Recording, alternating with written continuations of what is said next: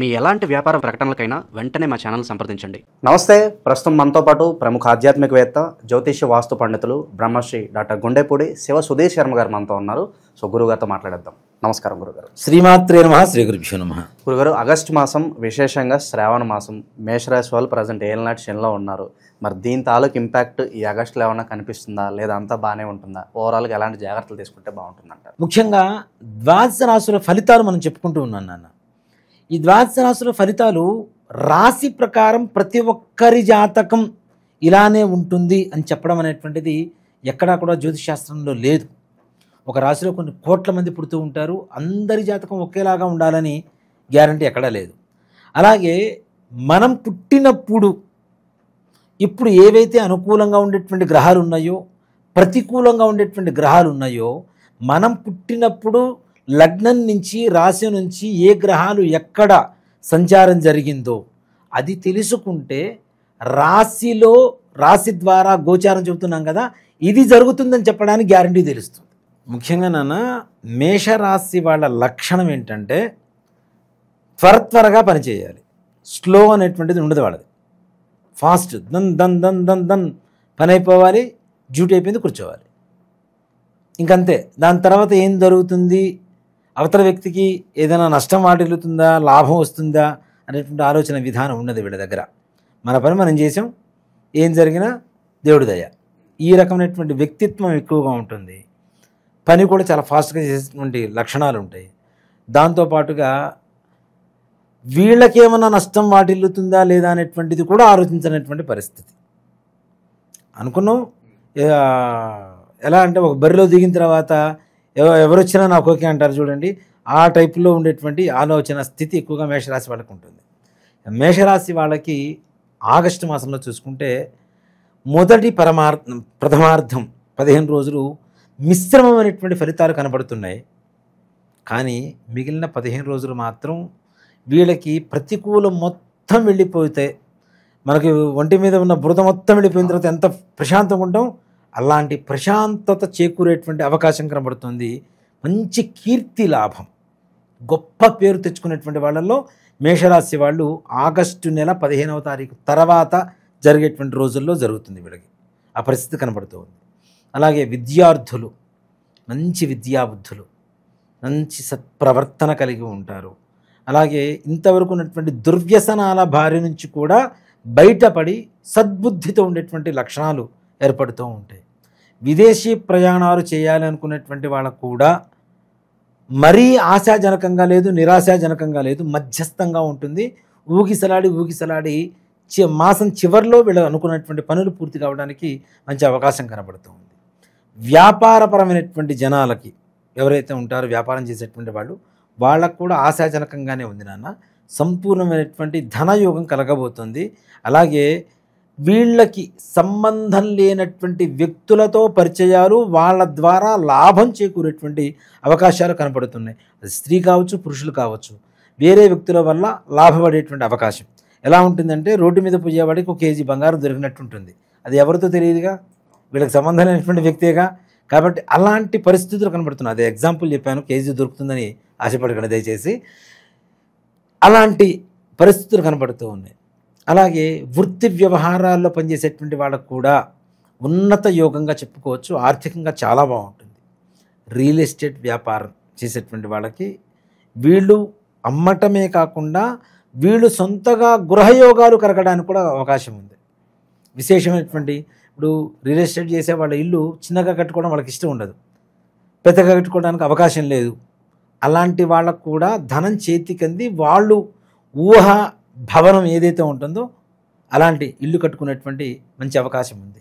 అలాగే చిన్న వాళ్ళైనా సరే చిన్న స్థలాలు కొనుక్కోవటము, భూములు కొనుక్కోవటము, పొలాలు కొనుక్కోవటము, వాళ్ళ స్థాయికి తగ్గట్టుగా వాళ్ళు తప్పనిసరిగా భూమిని కొనేటువంటి ప్రయత్నాలు చేయండి. సంపూర్ణమైనటువంటి ఫలితాలు కలుగుతాయి. అలాగే ఉద్యోగస్తులు ఎవరైతే ప్రైవేటు పరమైనటువంటి వాళ్ళు, ప్రభుత్వపరమైనటువంటి వాళ్ళు ఉంటారో వీళ్ళకి కొంచెం శత్రుబాధలు ఉంటాయి. కానీ అనుకున్న సమయానికి అనుకూలంగా మారుతూ వీళ్ళు శత్రువులు చేసేటువంటి కుతంత్రాన్ని తిప్పికొట్టి మంచి దారిలో వెళ్తూ ఎదుటి వాళ్ళ మన్ననలు పొందేటువంటి అవకాశం, తెలివితేటలు ఎక్కువగా ప్రదర్శించేటువంటి అవకాశం కనబడుతూ ఉంటుంది. తద్వారా మంచి యోగం కనబడుతూ ఉంది. అలాగే విదేశాలు వెళ్ళేటువంటి విద్యార్థులకి పర్వాలా. ఇంకా ఉద్యోగం విదేశాల్లో చేసేటువంటి వాళ్ళకు కూడా ఉద్యోగం పోతుందన్న భయం అయితే అక్కర్లేదు. ప్రశాంతంగా ఉండండి, 100% ఉద్యోగం ఉంటుంది, మంచి ప్రశాంతమైనటువంటి వాతావరణం గురించి అంత భయపడాల్సిన పర్లేదు అస్సలు లేదు నాన్న. ప్రశాంతంగా ఉంటారు 100%. ముఖ్యంగా ఆవేశాన్ని కంట్రోల్ చేసుకోండి. అత్యధికమైనటువంటి ఆవేశం ఊగిపోతుంటారు అమ్మవారు వచ్చినట్టుగా. అలాంటి ఆవేశ భావస్థితిని తగ్గించుకుంటే ఇంకా బాగుండడానికి అవకాశం ఉంటుంది. ఏదైనా భయంతోనో కోపంతోనో ఏమీ సాధించలేము, భక్తితో ప్రేమతో సాధించగలుగుతాం. కాబట్టి ఎదుటి వాళ్ళని మంచిగా గౌరవించడం, ప్రేమించడం, భక్తిగా చూడడం అనేటువంటిది చేస్తూ ఉంటే వీళ్ళ జాతకం మారేటువంటి అవకాశాలు కనపడుతూ ఉన్నాయి. అలాగే వివాహ ప్రయత్నాలు వద్దు, ఇది ఒక్కటి మాత్రం వద్దని చెప్తా. వివాహ ప్రయత్నాలు చేయడం ద్వారా వీళ్ళకి లేనిపోని అంటే రిలేషన్స్ స్టార్ట్ అవుతూ ఉంటాయి. అవి అంత పెద్దగా ముందుకు సాగవు, మధ్యలో ఆగిపోతూ ఉంటాయి.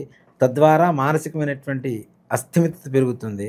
అలాగే నలుగురిలో ఉండేటువంటి మంచి పేరు కాస్త అమ్మాయి కావచ్చు, అబ్బాయి కావచ్చు, ఎవరైనా మాట సరిగ్గా లేపడం వల్ల కాంట్రవర్సీలు ఎక్కువగా ఇరుక్కునే అవకాశం కనిపిస్తుంది. 100%.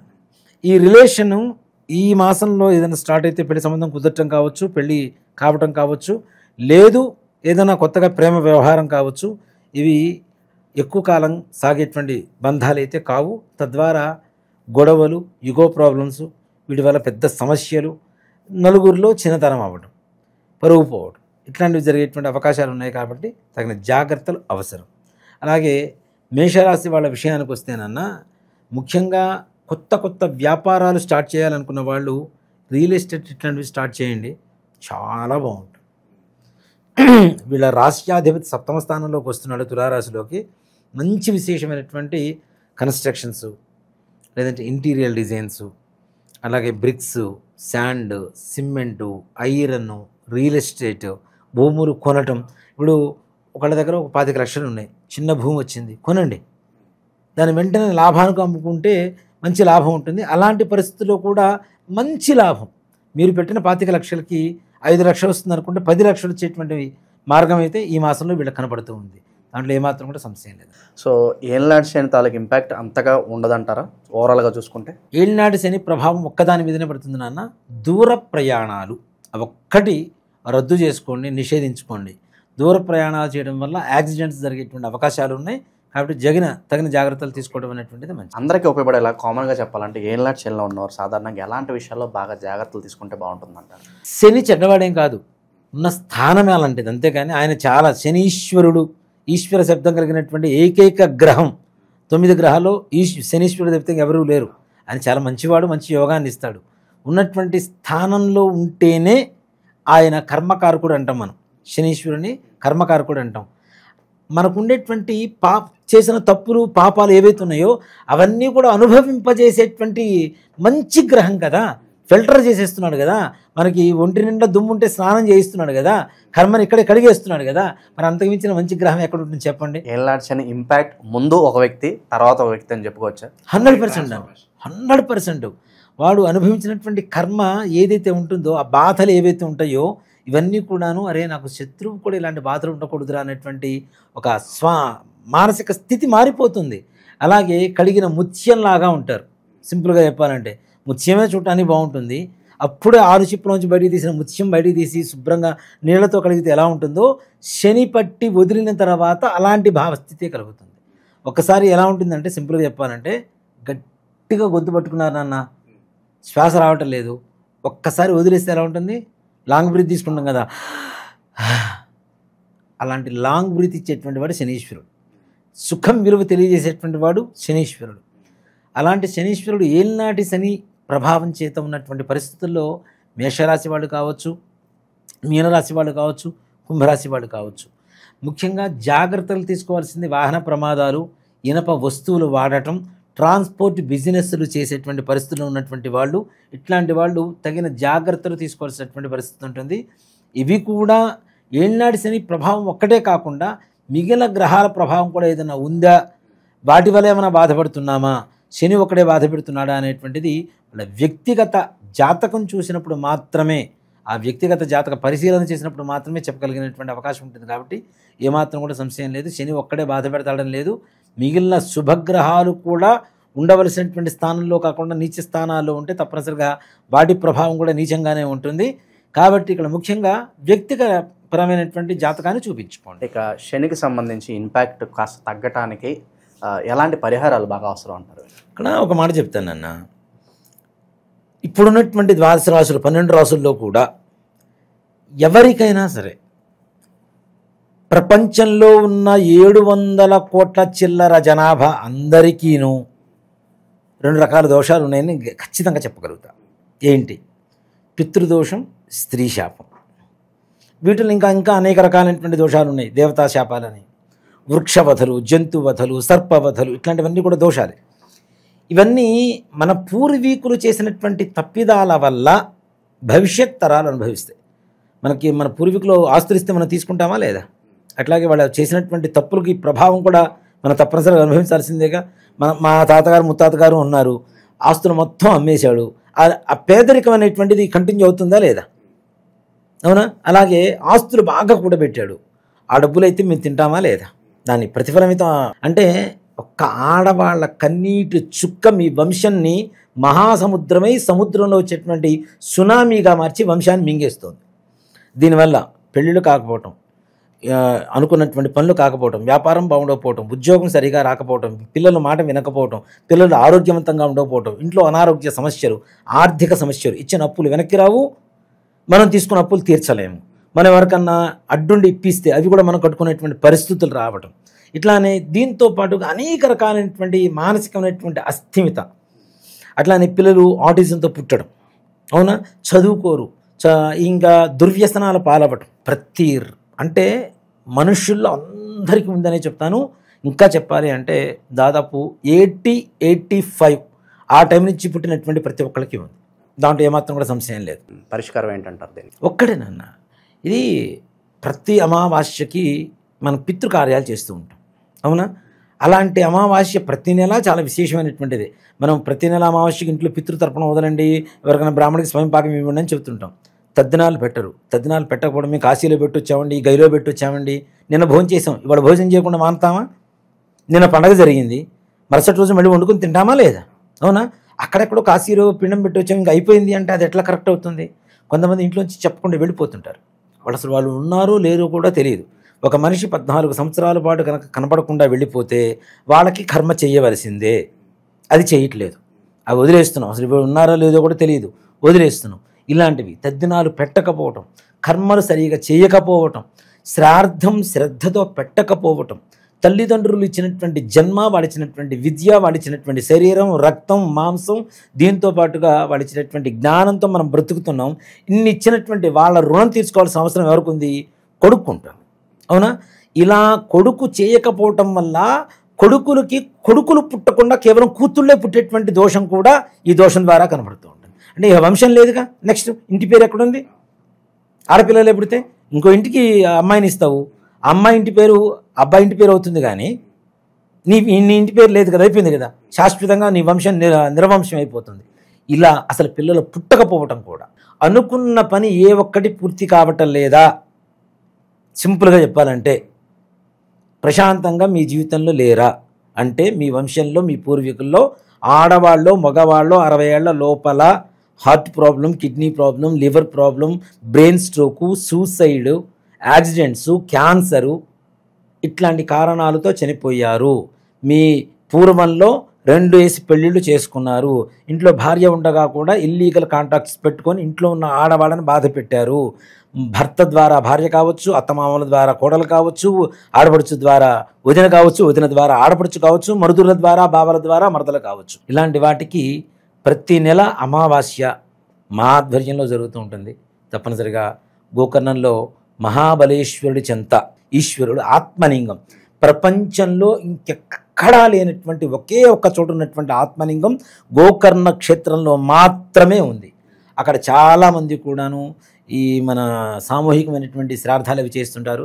దయచేసి మీరు చేయించుకోపోయినా పర్లేదు, సామూహికమైనటువంటి శ్రాద్ధాలు పెట్టవద్దు. దానివల్ల వచ్చేటువంటి మంచి ఫలితం కంటే చెడు ఫలితాలు ఎక్కువగా ఉంటాయి.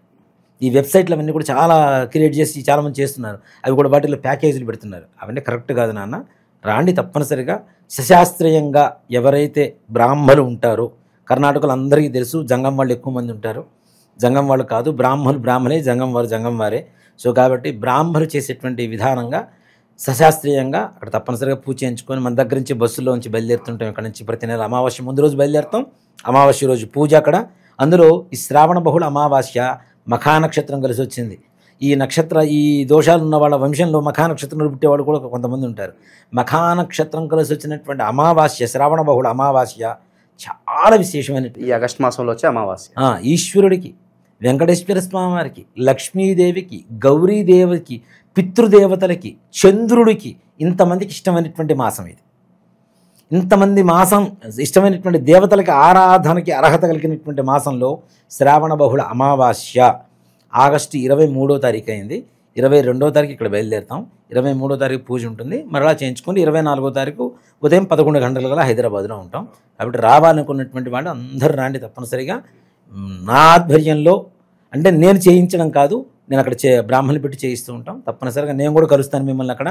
తప్పనిసరిగా రాండి, రావాలనుకున్న వాళ్ళు దయచేసి సామూహికంగా చేయించుకోవద్దు. సో కాబట్టి దీనికి ప్రత్యక్ష నిదర్శనం ఇంకోళ్ళు కాదండి, నాకు నేనే 2018లో నేను చేయించుకున్నాను.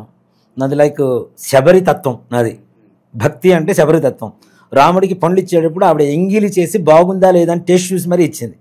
నేను చేయించుకున్న తర్వాత నాకు బాగుంటే మిగిలిన జనాలకు చెప్తా. నేను తినకుండా పండు బాగుంది తిను అంటే అది ఎంతవరకు? అవునా? అది మొహమాటానికి వగరుగా ఉన్న తీయగా ఉందని చెప్తారు. అలా కాదు, నేను అనుభవించాను కాబట్టి ఎదుటి వాళ్ళకి చెప్పడానికి నాకు అర్హత కలిగింది. మనం అనుభవించిన తరువాత, మనం చేసిన తర్వాత చెప్పడం అనేటువంటిది ధర్మం. కాబట్టి నేను చేయించుకున్న నా జీవితం సంపూర్ణంగా అక్కడ ఉన్నటువంటి మహాబలేశ్వరుడు అనుగ్రహంతో నా జీవితం మహాబలంగా తయారైంది. అందరికీ తెలిసిన విషయమే. ముఖ్యంగా నాన్న, శనివారం రోజున, ప్రతి శనివారం ఒక పత్తి, గింజలు తీయకుండా ఉన్నటువంటి పత్తి ఉంటుంది. పత్తి తీసుకోండి. కొద్దిగా క్రిస్టల్ సాల్ట్, దొడ్డుప్పు, అలాగే ఒక నల్లటి వస్త్రం, కొద్దిగా చిన్న బెల్లం ముక్క, కొద్దిగా నువ్వుల నూనె, శంఖ పుష్పాలు అని చెప్పి మనకు బ్లూ కలర్లో పుష్పాలు దొరుకుతుండే చక్కగా, అవి ఒక్కటే ఆ కలర్లో ఉండేది. శంఖ పుష్పాలు తీసుకోండి.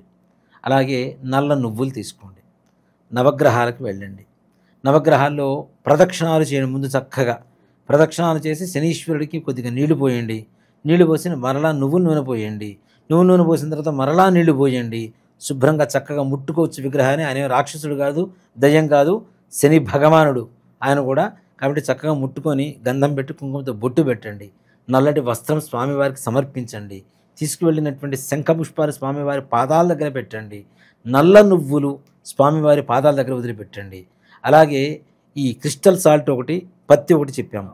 ఇవి కూడా దీంతో పాటుగా ఇంట్లో గోడ కొట్టినటువంటి మేకుని తీసుకొని వెళ్ళి, ఇంట్లో గోడ కొట్టినటువంటి కొత్తగా కొనడం వల్ల ఏ రకమైనటువంటి ప్రయోజనం లేదు. కర్మకారకుడు అని చెప్తున్నా. కర్మ అనేటువంటిది మనతో పాటు మన ఇంటికి, మన వంటికి, మనం కట్టుకున్నటువంటి వస్త్రాలకు కూడా ఆ వాసన వస్తూనే ఉంటుంది. కాబట్టి ఇంట్లో కూడా ఆ కర్మని తీసుకొని వెళ్ళడం. ఇంటికి ముందు రోజు గోడ కొట్టండి, లేకపోతే ఆ ఇంట్లో ఉన్నటువంటి శీలను, గోడ కొట్టినటువంటి శీలను తీసుకుని వెళ్ళి ఈ మూడు కూడా స్వామివారి పాదాల దగ్గర పెట్టి బెల్లం నివేదన పెట్టి చక్కగా స్వామివారికి నమస్కారం చేసుకొని, నిజంగా చెప్తున్నాను, శనీశ్వరుడి దగ్గర పెట్టినటువంటి బెల్లం నివేదన పెట్టినటువంటిది ప్రసాదంగా తీసుకోండి. అమ్మో శని, అమ్మో శని, అమ్మో శని కాదు. నేను అంతమంది కూడా చెబుతా, శనిగాడు అని పిలుస్తుంటారు. శనిగాడు కాదు, శనే గాడ్. అంతకు మించినటువంటి దైవం లేదు. కాబట్టి స్వామివారికి నివేదన పెట్టింది తీసుకుంటేనే కదా ప్రసాదం అయ్యేది. పూజ చేసేసాం, నీకు నాకు సంబంధం ఏం లేదే, దూరంగా ఉండంటే ఆయన కూడా అట్లానే ఉంటాడు, ఇంకా దగ్గరకు వస్తూ ఉంటాడు రివర్స్లో. కాబట్టి ఆ బెల్లాన్ని నివేదన చక్కగా ప్రసాదం తీసుకోండి. నేనైతే శని పూజ చేసుకుంటే అక్కడ కొట్టిన కొబ్బరికాయ ప్రసాదం కూడా తీసుకుంటానన్న, దాంట్లో ఏమాత్రం కూడా సందేహం లేదు. అంతేకాకుండా ఏళ్ళనాటి శనిలో ఉన్నటువంటి వ్యక్తులు నల్లటి వస్త్రాలు వేసుకోవద్దని చెప్తారు. అది తప్పు. శనీశ్వరుడికి అసలు ఇష్టమైంది నల్లటి వస్త్రం కాదు, నల్లవర్ణం కాదు, నీలవర్ణం. ఆయన నీలాంజన సమాభాసం అని చెబుతూ ఉంటాం ఆయన. అవునా? నీలవర్ణం వస్త్రధారణ చేయండి, కాస్త బాగుంటుంది. ఇప్పుడు మీకు వంకాయ కూర అంటే ఇష్టం అంటే వంకాయ కూర వేసి పెడితే మీరు నాకు ఫేవర్ అవుతారు. కానీ మీకు వంకాయ కూర ఇష్టమైతే దొండకాయ కూర చేసి పెడతానంటే కరెక్ట్ కాదు కదా. మీకు ఇష్టమైనటువంటి కలర్ మీకు కనబడితే మీ ఐస్ అంటే మీ దృష్టి వాటి మీద పడుతుందా లేదా? అవునా? శనీశ్వరుడి సుదృష్టి మన మీద పడాలి అంటే ఆయనకి ఇష్టమైనటువంటి పనులు చేయాలి. కాబట్టి ఏ రకమైన ఈ నీలవర్ణ వస్త్రాలు ధరించండి చక్కగా. స్వామివారికి, వెంకటేశ్వర స్వామి వారికో, ఆంజనేయ స్వామి వారికో, శివుడికో చక్కగా దర్శనం చేసుకోండి ప్రతి శనివారం పూట. ఇవి చేసిన తర్వాత ఏళ్ళనాటి శని బాధ సంపూర్ణంగా పరిష్కారం జరుగుతుంది. సో ఇందాక శనికి సంబంధించి ఒక మంత్రం చెప్తున్నారు, ఒకసారి మేషరాశి వాళ్ళ కోసం ఆ మంత్రం చెప్తే సో నిత్యం వాళ్ళు చదువుకోవడానికి అనుకూలంగా ఉంటుంది గురుగారు. మీనరాశి వాళ్ళు, మేషరాశి వాళ్ళు, కుంభరాశి వాళ్ళు ముగ్గురు కూడా నీలాంజన సమాభాసం రవిపుత్రం యమాగ్రజం ఛాయ మార్తాండ సంభూతం తన్ నమామి శనీశ్వరం. శ్లోకంలో ఎంతో పరమార్థం ఉంటుంది నాన్న. నీలాంజన సమాభాసం, నీలవర్ణంలో ఉన్నటువంటి ఆయన, రవిపుత్రం శివుడు కుమారుడు, యమాగ్రజం యముడి కంటే పెద్దవాడు, యమధర్మరాజు కంటే పెద్దవాడు, ఛాయ మార్తాండ సంభూతం ఛాయాదేవికి సూర్య శక్తి మనకి మొత్తం 12 రకాలు ఉంటుంది నాన్న. దాంట్లో మార్తాండు అనేటువంటిది ఒక శక్తి. ద్వాదశ కిరణాలు అంటాం, ద్వాదశ ఆదిత్యులు అని చెప్పి సూర్యుడిని పిలుస్తూ ఉంటాం. వాటిల్లో ఒక సూర్యుడి పేరు మార్తాండు. ఈ మార్తాండుడికి ఛాయాదేవికి పుట్టినటువంటి వాడు శనీశ్వరుడు. ఛాయా మార్తాండ సంభూతం తన్నమామి శనీశ్వరం. అలాంటి నీకు నేను నమస్కారం చేస్తున్నానయ్యా అని చెప్పి నమస్కారం చేసుకోండి. రోజుకు 19 సార్లు ఈ ఒక శ్లోకం కూడా చదువుకుంటూ ఓం నమ శివాయ అనేటువంటి శివ పంచాక్షరి మంత్రాన్ని 21 సార్లు చదువుకోండి. మీరు అనుకున్న పనులు పరిపూర్ణంగా పూర్తవుతాయి. ఓవరాల్గా మేషరాశి వారి పరిస్థితి ఏ విధంగా ఉండబోతుందో ఈ ఆగస్టు మాసంలో చాలా అద్భుతంగా వివరించారు. ధన్యవాదాలు గురు. శ్రీమాత్రే నమః. శ్రీ గురుభ్యో నమః. జై శ్రీరామ్.